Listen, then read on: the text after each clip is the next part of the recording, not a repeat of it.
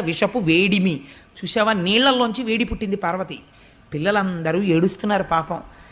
ప్రభువయ్యుంటకు ఆర్తల ఆపద గెంటించుట దాన ఫలము దానం కీర్తి మృగాక్షి. ప్రభు అన్నవాడు ఏం చెయ్యాలి? బిడ్డలకి కష్టం వస్తే ఆదుకోవాలి. తండ్రిని నేనుండి ప్రయోజనం ఏమిటి? పిల్లలకు ఆపద వచ్చినప్పుడు రక్షించకపోతే. అందుకని వాళ్ళని రక్షించాలనుకుంటున్నాను పార్వతి. అంటే ఏమిటి దాని ఉద్దేశ్యం? హాలాహలం బుచ్చేసుకుంటానని.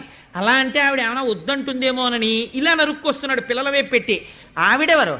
ఆవిడ ఈ సమస్త బ్రహ్మాండములకు ఆ బ్రహ్మకీట జనని. మాతృత్వం భర్తృత్వాన్ని కూడా తోచేస్తుంది ఒక్కొక్కసారి.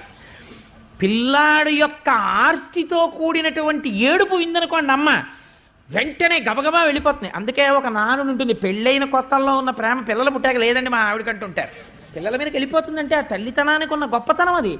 అందుకని అమ్మతనాన్ని ఆవిడలోంచి ఉద్భుతం చేస్తున్నాడు శంకరుడు. ఎటువంటి మహాత్యాగండి నా స్వామి.